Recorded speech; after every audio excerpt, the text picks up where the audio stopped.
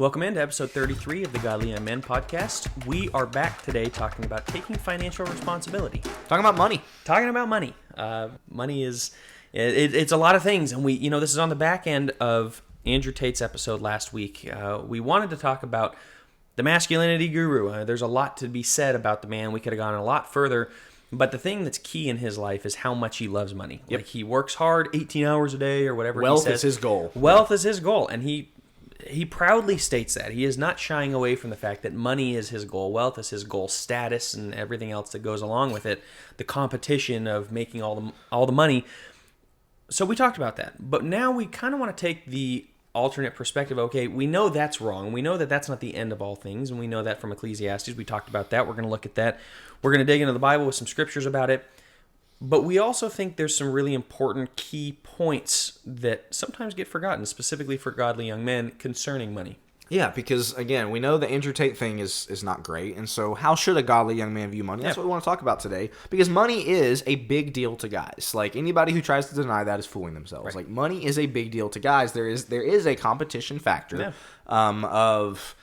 guys like to hear, and again, it's just kind of natural, guys like to hear how much other guys make, and so that they can kind of compare, I make more than them, or whatever, like, it's a big deal to guys, right? And I think it's tied to their self-worth in a lot of instances. Like, their self-worth is tied to how much money they make, and so we're not shying away from that. Like, obviously, we're going to get into where it can go way too far and where, just beyond the Andrew Tate thing, like, where you can view money in a wrong type of way.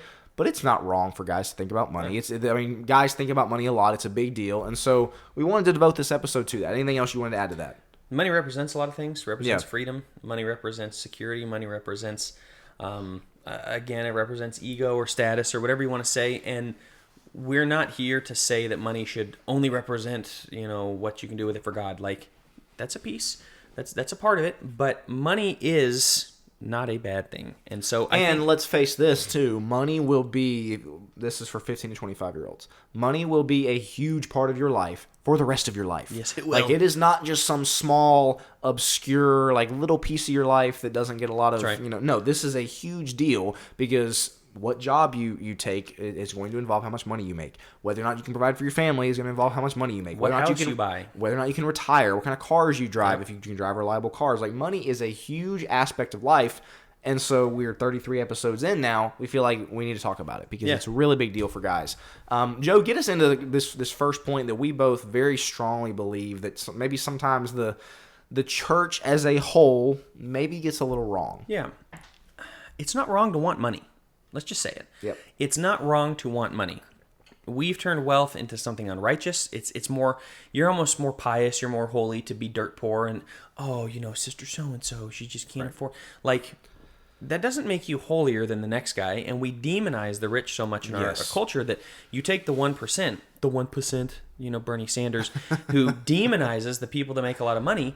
And I've gone off on this before. It's a soapbox rant of mine, but it just frustrates me to no end how much we can demonize those guys and talk about, well, they're just capitalistic pigs who, just keep all the other men down. Like, no, they're the reason you have a job. Yeah. If these guys didn't exist, you would have had to go out and be selling some corn dogs off the street for your job. Like, be grateful that you have somebody who is top dog. Like Jeff Bezos, I don't like the guy one bit. I don't like his politics. I don't like who he is.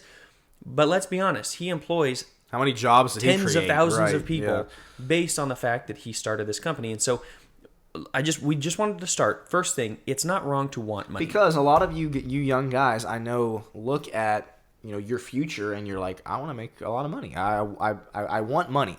That's not wrong in and of itself. And I think the church does a very poor job, like you were talking about, of they kind of look down on people who are wealthy and kind of look at them like, you guys are better than us or whatever, because we have bought into this, the more poor you are, the more holy you are. And that's simply not biblical. That's not true at all. And we're going to get into some of that a little bit later, but we just wanted to start off with this because it is not wrong to want money. We don't need to look at all wealthy people and let's be honest, there are a lot of wealthy people who do really bad things. That doesn't mean that wealth equals evil. Right. That's not what that means. That's exactly it. Like, correlation doesn't equal causation. Yeah. Just because they're correlated, just because, rich guys can do a lot of bad things because they do have the money to do it. That doesn't mean that the money is the issue per se. And as you said, money's going to be a natural part of your life. There is nothing pious about being unable to provide for your family. Right. There's just not. So while you're a young guy, you're looking at how to get money. There's a lot to that. I mean, you're not wrong to do it. So where does it become wrong? This is where we want to get to scriptures. Andrew Tate would be the first place. Like that's where it can go really wrong. No kidding. Andrew Tate, that's a one all to itself. Andrew Tate's where it goes wrong. No, but for pride or status, and that speaks to him, is he's looking at it as this shows how great of a man I am, and he has this ridiculous amount of arrogance and pride, and he holds himself up. Why? Because he walks in with $350 million net worth. Good for you, but so what? Yeah. Right? He thinks he's worthy. He's more worthy of a person because of the money that he has in the bank account. We know that our worth is valued based on God and His love for us, not based on the money we have in the bank account. Andrew Tate talked in the video. I know we already did an episode on him, so we'll move on. But he talked in the video about how he doesn't drive Bugatti so he can drive fast, or Lambos because he can drive fast. He doesn't wear super expensive watches to tell time. He does it so he can show off how rich he is. Yeah. That part of the video was really funny, but it also depicted exactly what we're talking about here. He does it to look down on other people and basically show off how wealthy he is and his pride and his status. And to create jealousy and envy on their That's part. a problem. We shouldn't be doing that. Like, you as a godly young man, that's where wanting money becomes wrong. If that's the purpose, is so you can, again, walk in and show off how wealthy you are and make other people, want to be you. That if that's why you're doing it, that's where it becomes wrong. And so there's some scriptures we want to get into. I'm going to have you, Joe, if you want to go ahead and get the Ecclesiastes one. But these other ones, I'll just kind of paraphrase. You got Mark chapter 8, verse 12, where Jesus talks about, what does it profit a man if he gains the whole world and loses his own soul? People like Andrew Tate should read that verse. Like, great, you conquer the whole world. What does it matter? Right. How much money you make if you lose your own soul? Matthew 6:24 talks about Jesus once again. He says, you can't serve God and mammon. You can't serve God and money. You can't serve God and self. You can't serve two masters at the same time. You're either serving wealth or you're serving God. There is no serving both at the same time. And again, those, even as you're pursuing money, even as you're pursuing wealth, it'd be good to keep those verses in mind, because that's when you can swing too far in the direction. What about Ecclesiastes? Yeah, Ecclesiastes 5, verse 10. He who loves money will not be satisfied with money, nor he who loves abundance with its income. This too is vanity. Like, you read this, and it's like, Andrew Tate, anybody? Just flashing in big letters. Look, it's not satisfying.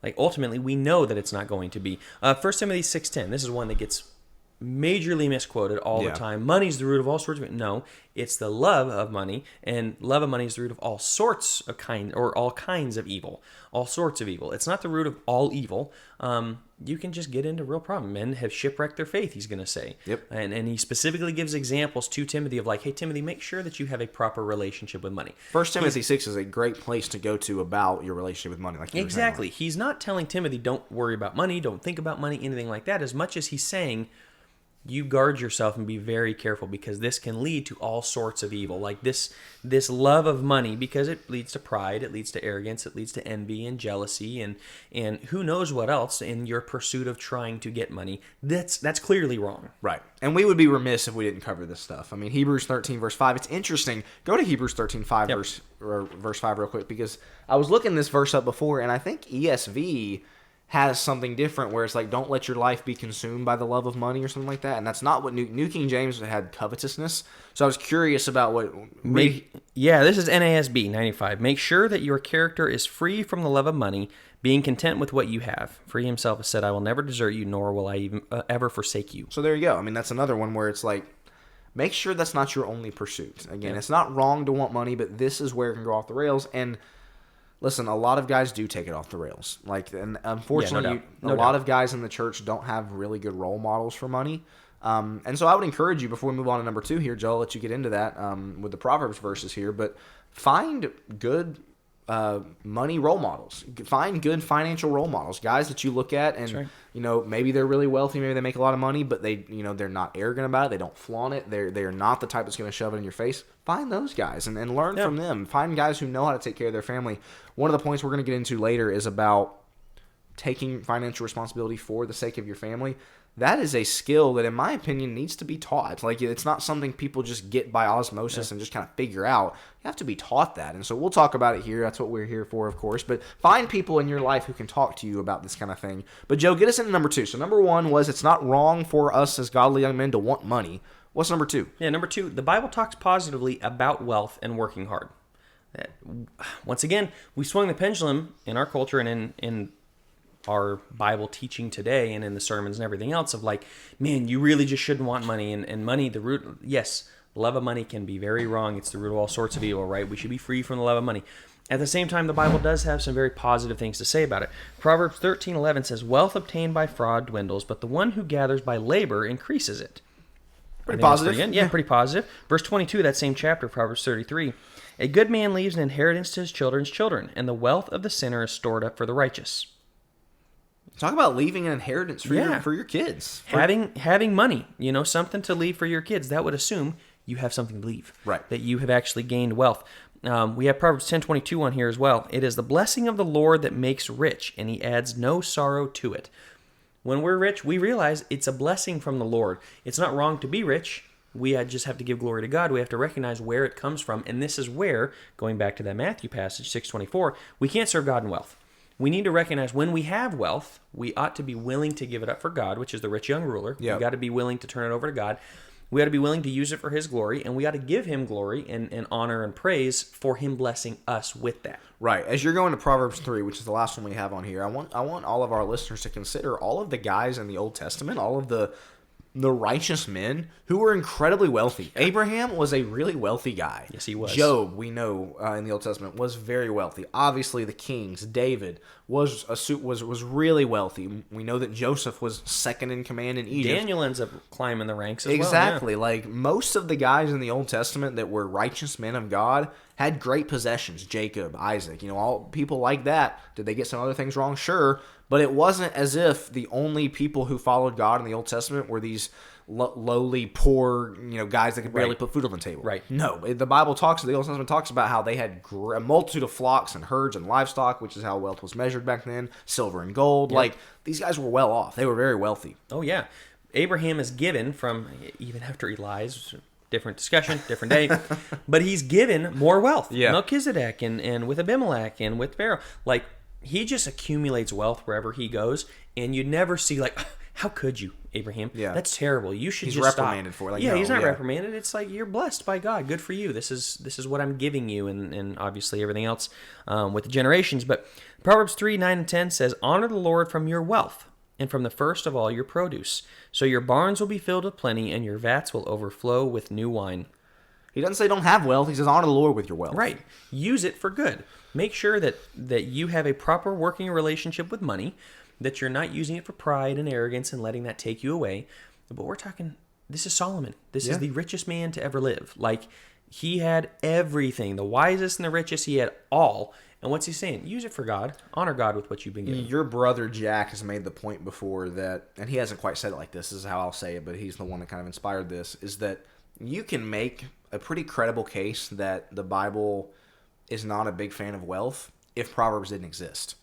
But Proverbs exists, and all these verses we just pulled from Proverbs. Like, a lot of people try to argue again that maybe, being poor is equivalent to being more holy. That is not at all what Proverbs says. Right. Like, Proverbs directly contradicts that. And so it's important to take the whole Bible in context here. These are just a few verses in Proverbs. There's like a lot about wealth and using wealth well, and in how you gain wealth and making sure you're doing it from hard work. Observe the ant, O sluggard, and consider its ways. Yeah. Like, work hard, make your money, do good with the money, honor the Lord. Basic. Really, it's basic. But we look at it and we go, yeah, but there's so many chances for error. There's so many times where it could go wrong. And there are. But it's like, well, why don't we just be poor? Why don't we just back up? Right. And any kid who has drive to do something, we want to almost shame him about, like, either it becomes his entire life and we make it about, hey, good for you, you're making a ton of money, my kid's going to go far. Or, and then his identity's in that, or we kind of shame him for wanting to make money. Where's the balance in that? And that's what we want to find. And so, as we get into the third one, there's kind of a discussion. Did you want to cover that right there? Yeah, I did. I'm looking at it like I do. I think it can kind of go into this next one. Perfect. Go for it. About it. Number 3 is, you as a godly young man, and we have it in all caps, must understand how to be financially responsible. This is not optional. This is not optional. You have to be financially responsible for multiple reasons. Get us in some of those reasons. Yeah, because we have talked before about how we firmly believe godly young men should work out. Like, that we don't really think that's optional. Same thing with Reading, we talked about a couple episodes ago. Like, is it a sin if you don't read? No, of course not. But like, we think everybody should. With this one, it lines up with those things, but to an even further extent. Right. Like, to me, I'm not going to come out and say it's a sin if you're not financially responsible. But you, as a godly young man, it is imperative that you understand how to be financially responsible. Why? Because you are responsible for taking care of your family. If you don't understand or if you don't practice being financially responsible, you're failing your wife. You're failing your kids. I don't know any other way to say it. That's as nice as I can possibly say it. If you're a guy who is just really bad with money, doesn't save, his wife and family is constantly wondering, living paycheck to paycheck, and they're constantly wondering where their next meal is going to be, right. or, are we going to make the house payment? Are we going to be able to get new shoes for the kids? If you're that kind of guy that does not understand how to be financially responsible, again, I'm not trying to be harsh. You are failing your kids. You are failing your wife, and you're failing your family. No, I want to encourage everybody and challenge everybody listening to this. Don't ever put yourself in that position. Be financially responsible. And Joe, I want you to comment on that. But after that, I want you to get into what do we mean by financial irresponsibility? What does it look like when somebody is financially irresponsible? But I didn't know if you had anything that you wanted to comment on that, because this is such a big aspect of this podcast. I want to come back. Proverbs 13:22. A good man leaves an inheritance to his children's children. Yep. That assumes you have wealth, and not just a little bit of wealth, like, oh, I left my kids 50 grand. Like, your children, your grandchildren are set, because that's what a good man does, is he accumulates this and gives it to the other generations. When you start making money about generational wealth, yep, you think differently about it. Instead of, hey, let me just get mine and I'll be good. As long as I can travel the world and do what I kind of want to do, I don't really worry about it. When you start thinking about, I've got to set up my kids and my kids' kids, and I want them to have generational wealth, that starts by you working hard and being diligent and being smart with your wealth, making the proper investments, things like that. And that's why we say, to your point, why we say this is imperative to be good financially, to take financial responsibility, because your kids, their kids, and potentially even their kids are counting on you doing this. This is a generational thing. Take it seriously. And I'll just say this. It's not about pride per se. It really isn't. It's not, yeah. But it is about you as a man knowing that you can take care of your family and yourself. It's kind of like I'm a man. I can take care of my family. I work hard enough to allow my family to have their needs met and some of their wants too. It's good to be able to have some of the wants. Like them not being able to buy a bag of chips because you're so tight, you're so strapped money. Look, if you're working 12 hours a day and that's the best you can do, I'm not dogging you. Good for you. If you're getting home early from work every single day and you're literally just working 6-7 hours watching the TV at night, you're watching YouTube at night, what are you doing? Right. Get off your tail, get out there and make some money. If your family can't do it, that's an inner pride thing as a man. Yeah. Not pride as I'm showing off all my wealth. No, pride is in like, I can look myself in the mirror and be proud of who I see because my kids can afford a bag of Lay's chips. They want it because I work really hard to provide it. There's a man aspect there that when your wife makes more than you, or when you have to have her go to work because, man, I just can't make it. And once again, I understand there's different things completely, but if you are not working your tail off the entire time and your wife has to go to work while you're getting home at 3 p.m., shame on you. Yeah. I'm sorry, shame on you. Yeah, I mean, I agree with that. It's little things like being, having the pride that, no, I'm going to pay for my daughter's wedding, or I'm going to make sure that my kid can go to college for 2 years for free, or whatever, that I'll pay for their first 2 years of college, or whatever it is. Yeah, set them up for success and things like that. Listen, making money is something that people look at it and say it's really hard in today's economy, the job economy. It's really hard to make money. If you work hard, it's not that hard. And that sounds like I'm really just kind of brushing it aside. But if you work hard and you're adaptable and you're willing to find different ways, and we're going to get into some of this practical stuff here in a second, but again, we don't want to understate this, and I don't think it can be understated. You got to understand how to be financially responsible. Your kids do not need to be wondering, are you going to make the house payment? Your kids do not need to be wondering, are we able to afford, like you were talking about, the next, a good pair of shoes? Are we going to be able to give money or give to the church on Sunday? Like, you need to be financially responsible. And there's so many guys that I see with families that they just kind of wing it. Like, they're just kind of, I think we're doing pretty well, or we got a little money saved up. And it's like, you've been married for 15 years, you got 3 kids, and that's all you have saved up type of thing. Like, you're not able to, I don't know. This is one that it's very tough to quantify without throwing numbers at it. But I think deep down, everybody knows what financial responsibility is.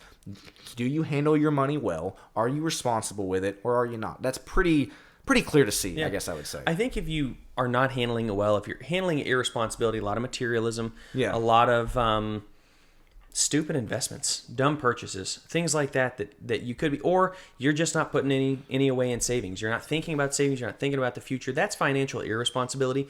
And if you're doing that, getting into a bunch of debt, like unnecessary debt. Racking up credit cards because, hey, well, it's free money. No, it's not. You actually have to pay those, and the interest rates are just insane for those. Don't get involved in that. But you have to realize, what is money representing to you in that moment? Yeah. Because if it's status, or I want to have all the fine things in life, that can come later. It's kind of the Dave Ramsey thing. I don't subscribe to all the Dave Ramsey stuff. What does he say? You're gonna have to live like no one now, so you can live like no one then. You know, in two separate sides. Like, you're gonna have to do things that no one else is willing to do. Not eat Very out difficult. Such, not eat out, and yeah, exactly, to pay off all your debt. And that way, in the future, you get to live like no one else. Like, it's gonna be amazing because you took those steps. And I think he's right on that. Like, yeah, I agree. If you have a poor relationship with money, why? What is it representing to you, and what are you trying to accomplish with it? Having a smart relationship with money means there's financial security. I wanted to get to this point, though, because before we move on and get to the very practical right at the end as we wrap up, there's a book called Rich Dad, Poor Dad. And I wanted to bring this in because it is about how it's a fundamental, like, worldview when it comes to money and how you view it. In the book, Rich Dad, Poor Dad, what's his name? Man, I can't even remember his name. It's Asian. The guy's brilliant. It's very, very interesting. I want to say like Miyazaki, but it's not it. Anyway, he makes the point. He grew up. His dad was not super well off. His friend's dad was very well off. And so he started following what is his friend dad doing. Very much what Andrew Tate talked about, finding the mentor, somebody that knows. Yeah. So he finds the mentor, this guy's dad, and the kid just couldn't care less about what his dad had to offer. And he, as the son, or the friend of the son of the rich guy, is like, this is great. This guy is brilliant. And he starts noticing and kind of lays out the way that his dad viewed money, which is, we just need to save and put away. And as long as we have a big enough nest egg, we can we'll be able to kind of work through anything. And so they just wanted to build up the nest egg, and it was save. And like, you put every single penny in savings as much as possible. Didn't enjoy anything, and pinching pennies like crazy. Okay. The other guy, who's rich, did not think about money that way. Mm-hmm. He was willing to spend. He was willing to get some of the finer things in life. And it was the way that he viewed money that's like, we'll just make more. And my dad always had that phrase, we'll just make more. My dad also worked in a field where he could. Me as a therapist, I'll just take on one more client. We'll make more. So some people have the ability to do it, some people don't. But it's a fundamental difference in how you understand money as to, is it a security blanket and you're just scared to death and you view money as like, this is the end all, or is it a means to an end? Yeah. And I choose to look at it from the rich dad perspective, like it's a means to an end. And so while you're thinking about money and while you're looking at it, are you the penny pinching type to think that money in the bank account is the end in and of itself? Or are you the guy that realizes money is a means to an end that is causing me to be able to take care of my family and to do some fun things and to enjoy the fruits of my labor? Well, and you've got this on there. I think we talked about this before. Like, you don't want to be the guy who is always in need. You'd rather be the guy who is able to give, guy who's able to help somebody else out, the guy who's able to contribute a large sum to something the church is doing, whatever, rather than the guy who's like, sorry, I've got to pay my credit card debt this month, and so I don't have any left over. And it's like, that kind of ties into that mindset as well. And I recognize a lot of young men are probably watching and listening to this going, great, I want to be financially responsible. I don't know how. First of all, we're not the experts. We are not the Dave Ramseys of the world. Not that he's got all the answers, but you know what I mean? Like, we don't have financial degrees and things like that. But we do want to wrap this episode with practical things that you can do right now, regardless of if you're 15 and unmarried or 25 and married for 5 years. Things that if you're not doing them now, you can start now, that are going to get you hopefully on that path to financial responsibility. That's what we want to wrap here. The first one, and I'm a big believer in this.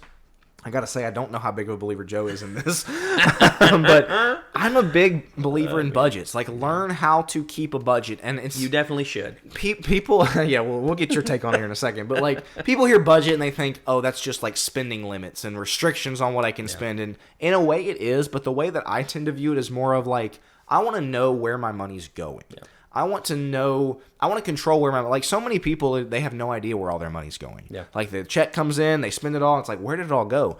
The purpose of a budget, and the reason I use a budget, is so I can see, okay, we spent X amount of money on restaurants this month. We spent X amount of money. Like, you have your stuff that you always spend on, like, utilities and stuff that never change. But like the groceries and things that might change week to week and month to month, I want to know where that's going. And It's less about putting the restrictions on and more about just kind of being aware of where it's all going. I think that's tremendously important versus the guys that are just like, I don't really know. I get my check and then it's gone after, a month and then the next check comes in. It's like, know where it's going. That's what a budget to me is most helpful for. I don't know what your take is on budgets. No, I absolutely agree. I'm not great at budgeting, I'll be honest with you. My wife and I have done it. She's actually doing a pretty good job of Dave Ramsey's Every Dollar app, I think it's called. That's what we use. Yeah, and so you put it in and it tells you where it's going. And honestly, I'm always dumbfounded. Like, I spend how much on what? Exactly.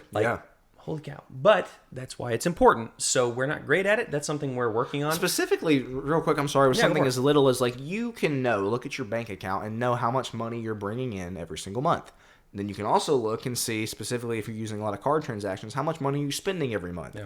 And it's a very simple math equation. Do you have a surplus or do you have a deficit? If you have a deficit every single month, guess what? It means you're losing money. Yeah. And so that's something as simple as just knowing whether you're going upwards in trajectory with money or downwards in trajectory with money is all a budget's for. I'll say, as a quick aside, this is not, because it's stepping on my toes. It is difficult when you don't know exactly how much. If you are self-employed, I don't know what's coming in each month. And so I put, not exact, but kind of, I have a general understanding of what's coming in. That's what makes it difficult to budget, is when, if you are self-employed, you recognize, man, I can make a ton this month and I can make not as much next month. And so it kind of shifts and whatnot. So just be aware of that. But it's a great idea. Keep a budget. Number 2 would be save and invest. And it goes along with a budget, I think, of put savings into your budget. Yes, recognize there has to be a level of like, wow, we have all this money in the budget for us to go out to eat, but you have no savings. Like, yeah, you have $2,000 to go out to eat and zero in savings. That's a problem. Right. Make sure that you're including saving in that. And the investing, you're much better at. So I want you to speak to the investing side of it. Yeah, real quick, though, on the saving part of it. It doesn't mean that cool, we have $600 left over this month, we'll throw it, every dime of it in savings. That's not really what we're saying. What we're saying is, and I'm just throwing money around, or throwing numbers around here. Let's say you've got $5,000 a month coming in. You're going to set aside 500 of that, no matter what, that's going to go into savings. That's right. That's going, you predetermine that, similar to the way we do with church, with money that we're going to give to church. Versus, and then so after you've done that, let's say you have the $500 you're going to put in savings, and then you still, because you worked extra hours or whatever, you've got $400 left over after all that. Yeah. You could put that in savings, or you could go out, to a nice dinner or whatever. We're not necessarily saying every extra dime you have, throw it in savings. Right. But work that into the budget. So that's a really good way to put that. As far as investing goes, listen, whether it means you find a financial advisor through Edward Jones or somewhere like that, or, don't just get the 0.001% interest that your savings account gets at the bank. Right. Find a mutual fund that can get you conservatively 6% interest, 8% to 10%, even, more liberally interest rate on, things like that, where it's very safe. It's not like that's just going to collapse. And so throw your money in there. And again, people are like, well, I don't know how to do that. That's where the financial advisors come in. But there are very smart investments, very safe investments you can make that get you a whole lot more percentage than just the 0.001% that your savings account gets. That's what I would recommend. Think about getting a Roth IRA or an IRA. Definitely a Roth IRA. Do your research on what you'd like. If you do it at this age as a godly man, 15 to 25, think about what you're going to have at 60. Compound interest is insane. Roth lets you put aside $500 a month if you that's the max they'll let you put in. If you start at 15, you will be a millionaire by age 60 easily. Legitimately. I mean, the math just checks out from a compound interest. That's not even ridiculous interest rates. That's just like a standard 6%, one that stands, that stays. And so invest. Be smart about it. I threw on here, and we beat this drum to death, but this is Joe's thing. Work hard, find new ways to make money. Yeah. That's the biggest thing. I'm not smart on investing. I am smart at figuring out ways to make money. That's why I work a lot of jobs. I like making money, and I want to work hard to do that, and I find new ways to make money. And so when I do, if I don't get around to it now, I've got 3 or 4 business ideas legitimately that I have not gotten off the ground, that if things go south, I think I could start those and start making money. I don't have time to do it yet. Be thinking constantly about, hey, what about this? And I can make money this way, and I can do that. Because you don't want to be the guy who's tied down to one field. That field collapses, or you lose your job, and it's like, you got nothing. I got no options. What do I do? No, diversify. Like we talked about. Find other ways to bring income in, and man, that will serve you very well. Yeah. We have on here, learn what poor financial practices are. We've already discussed some of those: materialism, stupid investments, things like that. Not saving. Those are just. That's dumb financial practices. Yeah. And as a kid, you're allowed to make some dumb mistakes. You're allowed to go out and buy your skateboard or whatever else and kind of drain your savings. Probably not smart, but look, we all make dumb financial decisions as a kid. to minimize those to the best of our We're going to ability. talk about frivolous spending here in a second because we actually both are spenders quite a bit. We're the spenders in our family. Your wife is probably a spender too. Unfortunately, that's the problem. We've got two gas pedals in my family. No wonder you guys aren't big on budgets. Yeah, exactly. We're working on it. My wife's not a big spender, but like we both believe in, hey, it's not a problem to spend money. However, I think you would agree there is such a thing. Like, if you're eating a fast food restaurant every single day of the week, that's frivolous spending. Yeah. Like if you always have to have the latest Xbox, that's frivolous spending. Yeah. If there's even the new iPhone. Yeah, there are very frivolous ways to spend your money that I think would fall into this category of poor financial practices. Doesn't mean you can't spend. We'll get to that in a second, but let's get to this last one. As far as what you can do to start now, this one's supremely important. Yeah, determine how much you're going to give to God every week and stick with it. Yeah. I grow so tired of seeing especially young men who work a job as teenagers. They can afford their Apple Music subscription. They can go out to eat and go to the movies, and they're not giving a dime to God. Yeah. That is ridiculous if you're a baptized Christian. Yeah. You should be getting into the practice of setting aside money. Again, if you're making money, if you have a job or even an allowance or whatever, learn to set aside. It doesn't have to be, whatever percent you decide. That's the thing. The Bible doesn't tell us. I would lean more on the more generous side than the less generous side, but determine how much you're going to give to God and stick with it. Because if you get in the practice at 14, how much easier is that going to implement when you're 24 with a family? Yep. A lot of guys wait until they have a family, and that's usually when money's the tightest. And so guess what they never do? They never set aside money to give to God. That's right. My mom got us a piggy bank when we were young. It was red, yellow, and green. Green was to God, yellow was spending, I think, and red was savings. You had to put some, even allowance money, you had to put some into each, which got to be a huge pain. You get a $10 bill, it's like, what do I do? Rip it up? How do I divide this? But it really got you thinking, like, you're 10% to God, whatever you decide, right? 10% to God. And 10% is a good starting. I think 10% is a good starting point. Yeah. I really do. And then for savings, however much you want to do, when you're young, probably more than not. And then that does leave some for spending. You do want to have some for spending, because if it's all savings and it's all work and no play makes Jack a dull boy, as they say, like there has to be some level of eat, drink, and be merry, as he talks about in Ecclesiastes. That does bring us around to our last, unless there's anything else you want to get to, it brings us around to the last thing we wanted to do, which is the top 3 things you're willing to spend on. We, as Will said, we're spenders. Probably me too much. Joe is that is too true. Much. I spend a lot. Joe is a spender. I spend on. I'm not ultra materialistic. My family will laugh at me potentially for that one. I really don't think I'm that materialistic. I like some nice things, and so I'll research it to death. I'll figure it out. I like high quality things, and so I own a few high quality things, and maybe a few is skewed. See, either way. But see, this is where elaborate though, because this is what I want to talk about before we get into our top 3. Like, why you don't think that that's frivolous spending. Why, again, where some people would look at it, oh, that's frivolous. But the point I was making is that, you can have something that's frivolous spending to somebody that's not frivolous spending to somebody else. Like, it just depends on kind of how you look at it. Yeah, exactly. A couple things. First off, I feel like this is part of eat, drink, and be merry. I work a lot. I work a lot of hours. It's the fruits of my labor in some ways, and I'm not going to apologize for it. Second off, I would say this is after I've already taken care of God, after I've taken care of savings, after I've met all of the needs of my family, after I've paid for our house, we've done insurance, everything else. Everything is taken care of. If at that point there's surplus and all of the bills are taken care of and you can add up that surplus, I don't feel bad about spending it at that point. It's because everything has already been taken care of. Taking out of my God, and I guess we just won't get to God this month because I really need a brand new iPhone. Right. No. Wrong answer. Wrong answer. So I don't feel bad about spending when everything else has really been allotted for, been accounted for. And again, this is part of the fruits of your labor, enjoying some of the work. I work hard for a reason. Yeah. Part of it's to provide for my family. Part of it is just to have fun with what God has blessed me with. Right. Spending is not wrong. Like, don't get that impression from this video that, again, you got to throw every dime in savings and whatnot. But let's just have a little fun here. Sure. I'll go first because I made you talk about that. Top 3 things that I'm willing to spend on. Number 1 is travel. I will always spend money on travel. I'm not going to make you give a number, but I think I spent the most I'd ever spent before was nothing compared to this. I spent $6,000 on me and Rachel's honeymoon.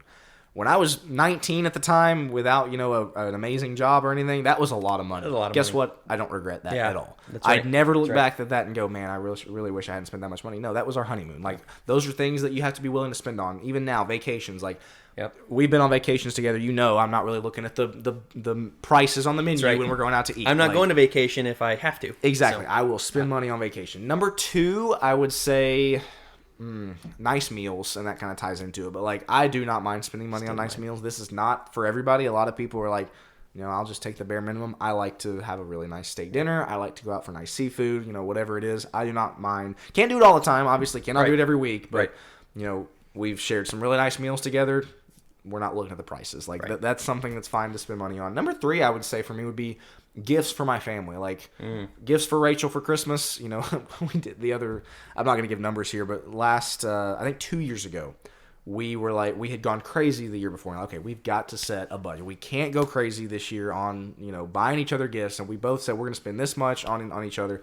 We probably tripled it. We just blew through it. Like, we just, but that's just the way we're like, I love spending money on people. It's not really a love language for me, I don't think, but I do like to see the surprise on their face when they open their gift. And now I've got 2 kids. And so that's just going to be an absolute joy to watch them, open their presents. And, so those would be my 3, I think, is be travel, nice meals, and gifts. How about you? That's really good. I would do food, number 1. I'm a foodie. Yep. And I love trying new places, going to different restaurants. It doesn't always have to be high end. I can appreciate a McDonald's cheeseburger, and I can appreciate a very fancy steak. I like it all. I like food. Both ends of the spectrum. Both ends of the spectrum. My wife is a fantastic cook. We don't always have to go out, but I do want her to have good ingredients, right? And so food would be number 1. Travel is number 2. That's funny that I think I spent when I was 16. No, I must have been 18. Yeah, went out of the country for a month. Went to Ghana for 2 weeks and taught in a school over there, a Bible college over there. Just coming out of Bear Valley, and then went to Venice, Rome, and London. Had a ton of fun. $4,500 for the entire month. Man, yeah. But as an 18-year-old, where I didn't really have a job, I was kind of in Bear Valley. I was like, this is a lot of money. Do you regret any of it? Nope. The one thing I regret is I did not buy a painting. I collect art from where I go, and I did not buy one in Rome. And I've always, because it was a money thing, I don't know, I want to spend the money and I'll find a cheap one, and I never did. And that's like, it sounds so stupid, it sounds so petty, but truly, I mean, it's the money that I didn't spend that I regret. Real quick before you get to number 3, and we were talking about this before, you will find, like, your biggest purchases you're usually not going to regret, like, especially the travel experiences with your family and things like that. Even the really nice dinners, like, I don't regret any of those. Like, those are the ones it's like, that was really worth the experience. And so you see that a lot, like, you're going to regret it. Most often not. Yeah. Maybe, if you put a bunch of money into a stupid car or something, like, a lemon car or something like that. But usually not the case. What's your number 3? Yeah, number 3 I would say is actually household things that make life easier. Yeah. As dumb as that sounds, nice bed, nice sheets, nice coffee machine, nice, nice TV. Like, the things around the house that I don't own, like, a ton. You've been in our house. It's not full of, like, stuff. Right. But what it is, what it does have, the couch and things like that, I mean, we spent a little money on, and we wanted to make sure that it was, and God has blessed us big time. He's blessed us with that. So I realize not everybody has the ability to do it. But yeah. I like spending on things that I'm going to enjoy every day. I sit on the couch every day, I lay in my bed every day, and I make coffee pretty much every day. Those things were worth it to me because they enhance the quality of my life every single day. Yeah. Yeah, I love that. That's great. And again, as we talk about this episode with money, money can be something that people turn into something evil, as we talked about, or something that you shouldn't want. It's not wrong to want money. It can become wrong very quickly. And we want to encourage you as godly young men, be mindful, keep the perspective of, are you, as you're making a lot of money, or maybe as you have your family, like, am I chasing this too much? Am I putting too much emphasis, too much priority on, making the next dollar and going on this really nice vacation? And like, those things, as we talked about last episode with Andrew Tate and Ecclesiastes, those things have an end. Those things will, corrupt and corrode. Like, your couches are great. They're going to go away one of these days. Yeah. My nice meals are great. They're not going to mean much in the afterlife. And so, in eternal life. And so it's important to get that perspective, but work hard for money. Money's great. It's good to enjoy money, especially knowing that you can provide for your family. To me, that's the biggest thing, is I never want to be in a position where I'm like, I don't know if I'm going to have a roof for my family next month. Yeah. We don't ever want to be in that position. So work hard, make money, take care of your family. Anything else you'd add as we kind of wrap up this money episode? That's a good wrap up. Awesome. We'll wrap right there, and we'll be back next week with another episode 34 of the Godly Young Men podcast. Thanks for watching.